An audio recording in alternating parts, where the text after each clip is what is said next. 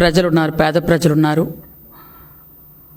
ఎవరైతే ఈ ఇబ్బందులు పడుతున్నారో వాళ్ళు వచ్చి వాళ్ళ తాలూకా అర్జీలు ఇచ్చి ఇక్కడ ఉన్నటువంటి ఎవరైతే ఇక్కడ ప్రజాప్రతినిధులు ఉంటారో వాళ్ళు ఇక్కడ ఉన్నటువంటి అధికారులకి వెంటనే ఫోన్ చేసి చెప్పడం కానీ, లేదంటే వాళ్ళ తాలూకా ప్రాబ్లం ఏదైతుందో రాసుకొని తెలియజేయటం అనేది మొదటి నుంచి ఈ ప్రజా దర్బార్లో అలవాటు పడ్డాం. అది చేసుకుంటూ వెళ్తున్నాం. ముఖ్యంగా నిన్న అబద్ధాల్లో ఆస్కార్ అవార్డు తీసుకున్న సైకో జగన్మోహన్ రెడ్డి నిన్న ఒక ప్రెస్ మీట్ పెట్టాడు. ఆయన ఆ ప్రెస్ మీట్లో 2.0 అంట, అంటే యాక్చువల్గా పిచ్చి జగన్మోహన్, సైకో జగన్మోహన్, దానిలో 2.0 జగన్మోహన్ అంటే ఒకసారి ఆలోచించండి. అంటే పిచ్చి ఏ రేంజ్లో ఉంది, సైకో ఏ రేంజ్లో ఉంది అనడానికి 2.0 సైకో జగన్మోహన్ రెడ్డి. ఇప్పుడు ఎందుకనంటే అతనే ఒప్పుకుంటున్నాడు, 5 సంవత్సరాలు నేను ఎవరిని కలవలేదు, 5 సంవత్సరాలు నేను ఎవరి ముఖం చూడలేదు, 5 సంవత్సరాలు కనీసం ప్రజాప్రతినిధులతో మాట్లాడలేదు, 5 సంవత్సరాల కార్యకర్తలను పట్టించుకోలేదు, 5 సంవత్సరాలు కేవలం డబ్బులు దోచుకోవడంలోనే నేను దృష్టి పెట్టి ఉన్నాను. ఇప్పుడు అలా కాదు, ఇప్పుడు జగన్మోహన్ రెడ్డి 2.0 అంటే ఇంకా దోచుకోవడం ఎలాగో నేను మీకు చూపిస్తాను, కాబట్టి ఇప్పుడు అందరినీ కలుస్తాను అని చెప్తున్నాడు ఆయన. అసలు అతనికి నాకు తెలిసి మతి సరిగా పనిచేయదు. ఎందుకనంటే ఆయన ఆత్మలతోని వాళ్ళ నాన్నతోని మాట్లాడుతూ ఉంటాడు. మనకెప్పుడు తెలిసిన విషయమే, ఎందుకంటే గత చాలా సంవత్సరాలుగా మనం వింటున్నాం, చూస్తున్నాం. అయితే ఆయనకి ఏంటంటే 4 సార్లు ముఖ్యమంత్రి చేసిన అభివృద్ధి సంక్షేమాన్ని 2 కళ్ళు ముందుకు తీసుకెళ్తున్న పరిపాలనా దక్షుడిగా పేరు పొందిన శ్రీ గౌరవ ముఖ్యమంత్రి వర్యులు నారా చంద్రబాబు నాయుడు గారిని విమర్శిస్తున్నాను అని కూడా ఒంటి మీద తెలివి లేకుండా మతి భ్రమించి మాట్లాడుతున్న ఒక మనిషి, మానసికంగా పూర్తిగా జబ్బు పడిపోయిన మనిషి గురించి మాట్లాడాలంటే నాకు జాలేస్తుంది. యాక్చువల్గా అసలు ఏమని మాట్లాడాలి అర్థం అవడం లేదు. ఎందుకనంటే ఆ పాపం ఆ మందులు పనిచేయడం లేదేమో అని నాకు చిన్న అనుమానం కూడా ఉంది. లండన్లో తెచ్చుకునే మందులు పనిచేయడం లేదు, పోను సరే ఇంక వేరే హాస్పిటల్కి వెళ్ళాలంటే డబ్బులు లేవేమో, కానీ నేను ఒక పని అయితే చేయగలుగుతాను. ఆయన కోసం రికమెండ్ చేసి సీఎం రిలీఫ్ ఫండ్ నుంచి కొంత డబ్బులు ఇప్పించే ఏర్పాటు చేస్తాను, కొంచెం మంచి డాక్టర్ దగ్గర చూపించుకుంటే బాగుంటుందని నేను అనుకుంటున్నాను. ఎందుకంటే పాపం వయసు కూడా చిన్నది అంటున్నాడు కదా, ఈ వయసులో పాపం పూర్తిగా మైండ్ పోయింది. మైండ్ పోవడం వల్ల ఆయన చేసిన అప్పులు మనం చేసినట్టుగా చూపిస్తూ ఆయన ఎవరితో మాట్లాడుతున్నాడో మనకు తెలియదు. ఎందుకంటే ఆయనకి యాక్చువల్గా పెద్దలంటే గౌరవం ఉంటుందని మనం ఎప్పుడు అనుకోవడానికి కూడా లేదు. కారణం ఏంటంటే ఒక తండ్రి దాదాపు వయసు, అంటే రాజశేఖర రెడ్డి గారి వయసు, చంద్రబాబు నాయుడు గారి వయసు ఇంచుమించు ఒక వయసు ఉన్న తండ్రి లాంటి ఒక మనిషి మీద తండ్రి లాంటి అన్నా కూడా తప్పేనండో. ఎందుకంటే తండ్రి చనిపోతే అక్కడ ఆ శవాన్ని పెట్టుకొని దాని మీద పేలాలు ఏరుకొని అక్కడ రాజకీయం చేయాలనుకున్న మనిషి కాబట్టి పెద్దవాళ్ళంటే గౌరవం ఉంటుందని నేను అనుకోను. అలాగే చిన్నాన్న, ఇంకా చిన్నాన్ని సొంత చిన్నాన్న అంటే తండ్రి తర్వాత తండ్రి, అలాంటి తండ్రిని చంపడంలో మహానుభావుడు పాత్ర ఎంత ఉందో అనేది వాళ్ళ చెల్లె సొంతంగా చెప్పింది. కాబట్టి ఆయనకి పెద్దలంటే భయం భక్తి ఉంటుందని కానీ మనం ఎప్పుడైతే అనుకోవడానికి లేదు. కాబట్టి ఎందుకంటే ఇవన్నీ చూస్తూ ఉంటే మనిషికి మతి పనిచేయట్లేదని క్లియర్గా అర్థమవుతుంది మనకి. ఎందుకనంటే ఏప్రిల్ మేలలో 20,000 కోట్ల రూపాయలు అప్పు చేసినటువంటి ఈ పెద్ద మనిషి అప్పు చేసిన వెంటనే ఎలక్షన్ వచ్చేసింది. ఆ డబ్బులు ఏం చేశారయ్యా మీరు? ఎవరికి పంచారు? తాడేపల్లి కొంపలో వేశారా? తాడేపల్లి కొంప కట్టారా?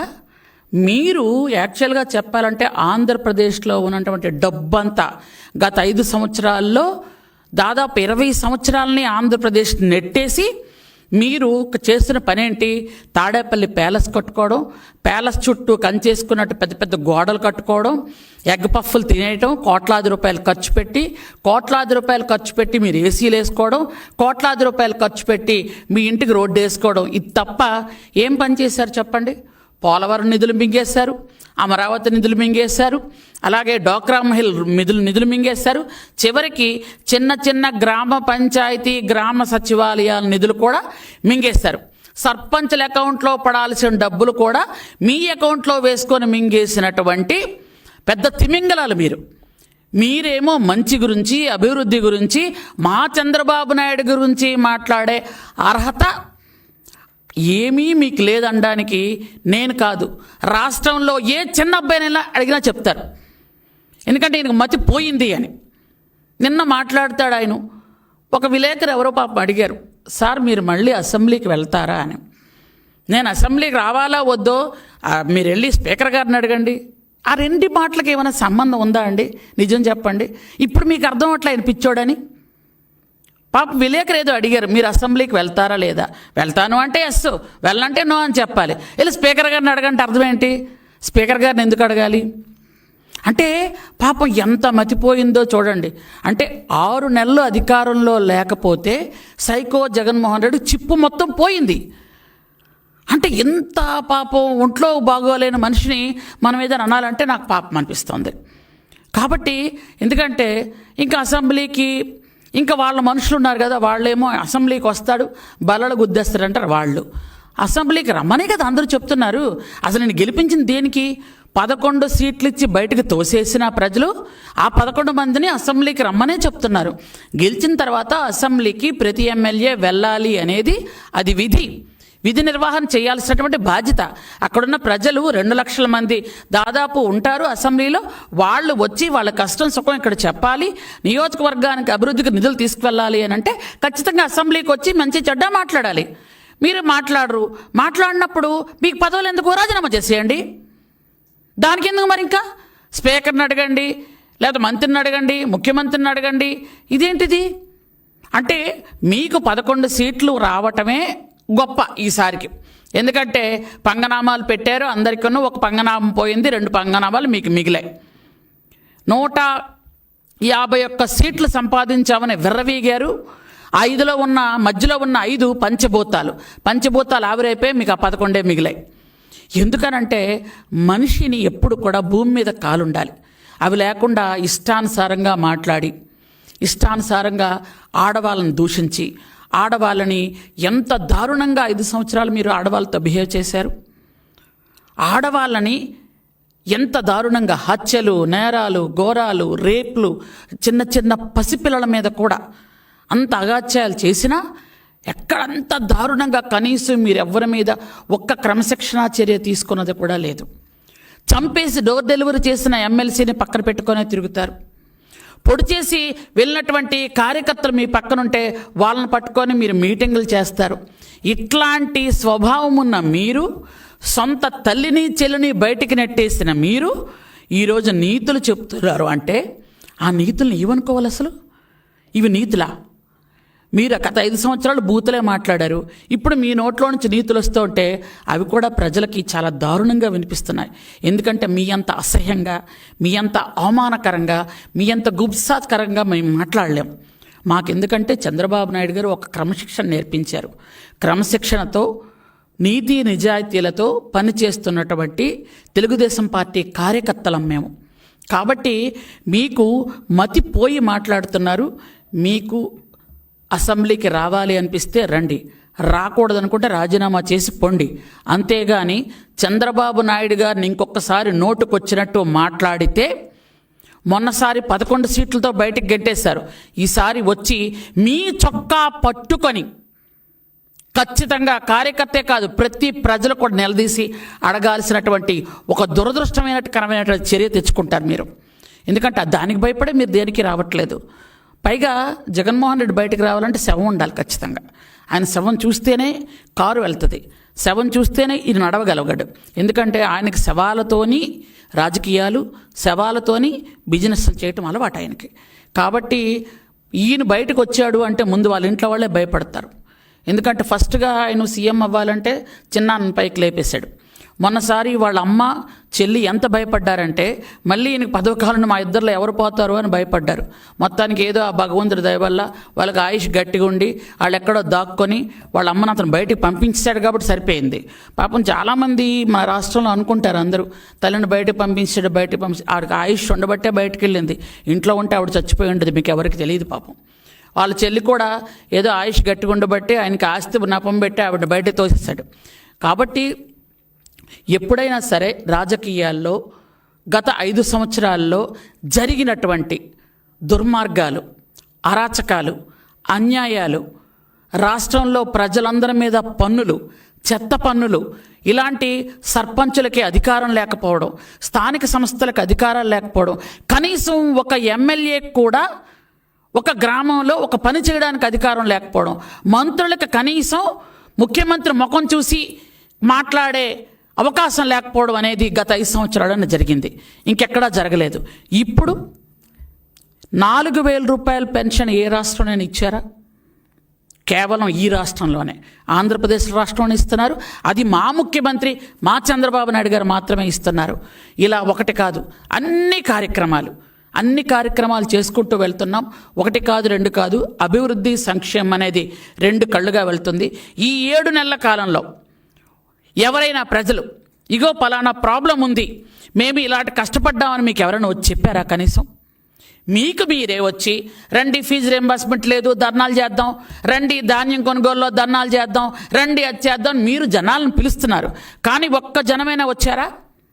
అంతెందుకు, మీకు నిజంగా సిగ్గుంటే, గౌరవ మర్యాదలుంటే మొన్న మీరు ధాన్యం కోసం ధర్నా చేద్దామని వెళ్ళారు. కొనుగోలు కేంద్రాల్లో డబ్బులు రాలేదు అని. మీకు నిజంగా బుద్ధి ఉందా? 24 గంటల్లో డబ్బులు పడతాయని మా చంద్రబాబు నాయుడు గారు చెప్తే 3-4 గంటల్లో వాళ్ళకు డబ్బులు పడేవి. ఒక్క ప్రజలు రాలేదు, ఒక్క రైతు రాలేదు. మీ ఎమ్మెల్యే, మీ అనుచరులు కొంతమంది వెళ్ళి ఎంఆర్ ఆఫీస్ దగ్గర ధర్నా చేసి మీకు మీరు ఫోటోలు తీసుకొని వచ్చేశారు. ఫీజు రియంబర్స్మెంట్ రండి అని పిలుస్తున్నారు. మీరు బకాయిలు పెట్టి వెళ్ళిపోతే దాన్ని ఈరోజు లోకేష్ బాబు గారు జాగ్రత్తగా ఆ ఫీజు రియంబర్స్మెంట్ అన్నీ బకాయిలన్నీ మెల్లమెల్లగా తీరుస్తుంటే సిగ్గులేదు మీకు ఆ మాట అనడానికి? సిగ్గు లేకుండా మాట్లాడుతున్నారు. ఈ 7 నెలల కాలంలో మీరు చేసిన బకాయిలు తీర్చడానికే సగం సొమ్ము అయిపోతుంది. నిజంగాను కేంద్రం నుంచి వచ్చే నిధులు కానీ, రాష్ట్రం నుంచి వచ్చే నిధులు కానీ ప్రజలకి డైరెక్ట్గా వెళ్తున్నాయి.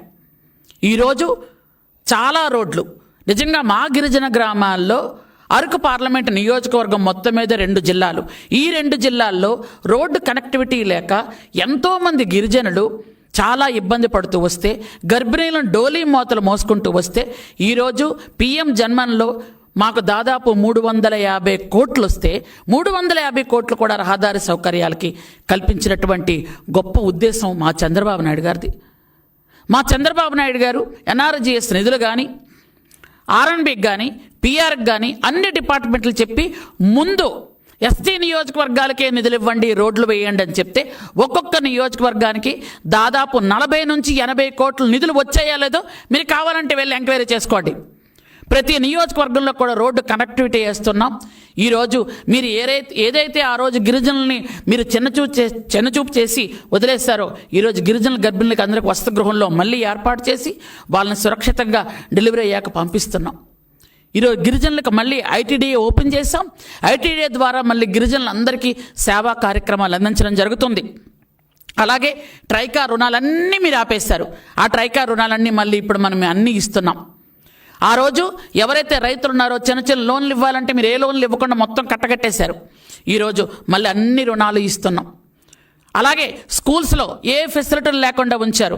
ఈరోజు అన్ని స్కూల్స్, ఒక ట్రైబల్ వెల్ఫేర్ స్కూల్సే కాదు, అన్ని స్కూల్స్లో కూడా టాయిలెట్స్ నిర్మాణం కానీ, మంచినీటి సదుపాయం కానీ అన్ని రకాలుగా చేసుకుంటూ వెళ్తున్నాం. ఏది ఒక్కటి చెయ్యలేదని చెప్పండి. మీరు మీ దొంగ లెక్కలతో, మీ దొంగ మాటలతో మీరు అవమానకరంగా ప్రజలను మాట్లాడితే ప్రజలు ఆల్రెడీ మీకు బుద్ధి చెప్పారు. ఇంక బుద్ధి చెప్పడానికి ఇంకేం మిగలలేదు.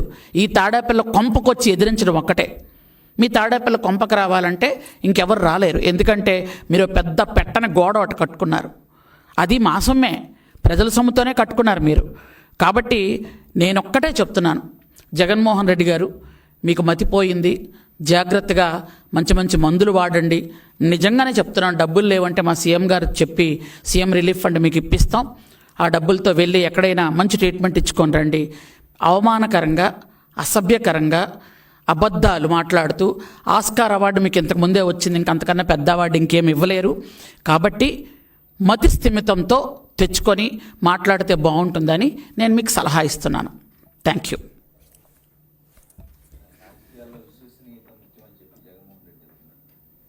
ఏంటండి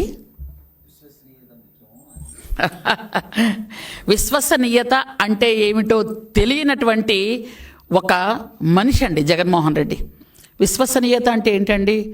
తండ్రి చచ్చిపోతే ఆ డెడ్ బాడీ ముందు ఎలా సీఎం అయిపోవాలో సంతకాలు పెట్టించుకోవడమా? విశ్వసనీయత అంటే ఏంటండి? తల్లిని చెల్లిని బయటికి తోసేసి చెల్లి తాలూకా ఆస్తి లాక్కోవటమా? విశ్వసనీయత అంటే ఏంటండి? సొంత చిన్నాన్ని ఒక ఇంట్లో పెట్టి చంపించేసి వాళ్ళ ఛానల్లో ఆయన గుండెపోటుతో చనిపోయాడని, ఆ రక్త మడుగుల్లో ఉన్న మనిషిని గుండెపోటుతో చనిపోయాడని చెప్పించడమా? ఆ చెప్పించిన పెద్ద మనిషి ఈరోజు నేను రాజకీయాలు మానేస్తున్నాను, నేను సత్శీలుణ్ణి అయిపోయాను, నేను నిజాయితీపరుణ్ణి అయిపోయాను, నేను రైతునైపోయాను అని చెప్పుకొని తిరగటమా? విశ్వసనీయత అంటే ఏంటండి? ఊర్లో సొమ్మంతా ఇంట్లో పడేసుకొని పెట్టని గోడలో కట్టుకొని ఎక్కడ పడితే అక్కడ ప్యాలెస్లు కట్టుకోవటమా? విశ్వసనీయత అంటే ఆయన పెంచి పోషించుకొని డబ్బున్నోడు అయిపోవడం కాదండి. 5 కోట్ల మంది ప్రజలు ఆకాంక్షలతో వాళ్ళు ఏదైతే కోరుకొని ముఖ్యమంత్రిగా ఎన్నుకున్నారో దానిలో కనీసం 1% అయినా పనిచేయటం అండి. 1% కాదు కదా, కనీసం ఎవరైనా ముఖ్యమంత్రి వచ్చిన వెంటనే 100% ఎవరూ పనిచేయలేరండి. కనీసం ఎక్కువగా పనిచేసి వాళ్ళకి 70-80% వరకు ప్రజలకి వాళ్ళ సాటిస్ఫాక్షన్ ఉంటే అది ఖచ్చితంగా ఆ ముఖ్యమంత్రి ఫస్ట్లో ఉన్నట్టండి. ఆ స్థానం ఎప్పుడు కూడా ఇండియా మొత్తం మీద చంద్రబాబు నాయుడు గారిదేనండి. ఆ స్థానం ఎవరు తీసుకోలేరు. కష్టపడి పనిచేయడం కానీ, విశ్వసనీయత కానీ, క్రమశిక్షణ కానీ. ఈయనకి విశ్వసనీయత అనే పదంకి తెలుగులో రాయడం రాదు, ఇంగ్లీష్లో అర్థం తెలియదు ఆయనకి. ఎందుకంటే ఆయన ఏం చదువుకున్నాడో నాకు తెలియదండి.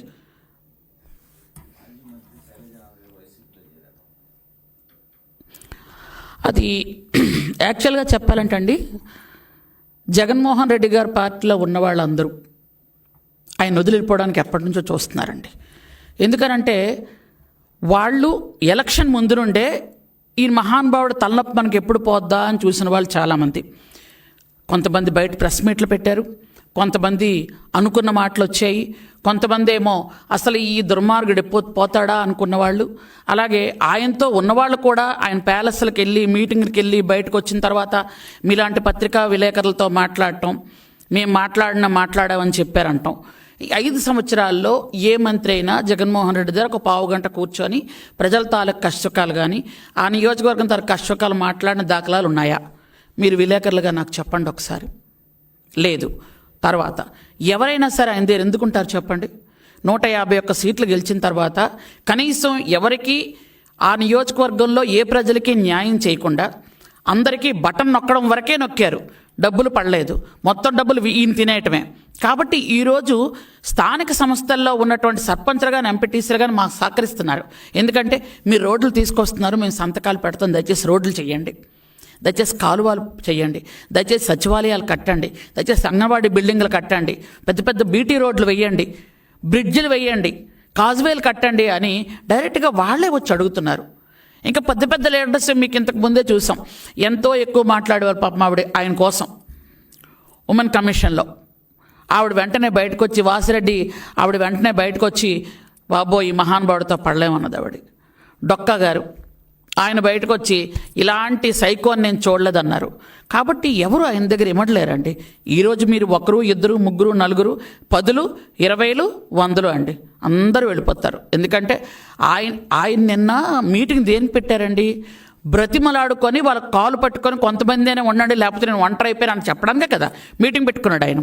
అంతలో ఎంతమంది ఉంటారో ఎంతమంది వెళ్ళిపోతారో చూద్దాం రేపే ఎల్లుండు. ఓకేనండి, థ్యాంక్ యూ, నమస్తే.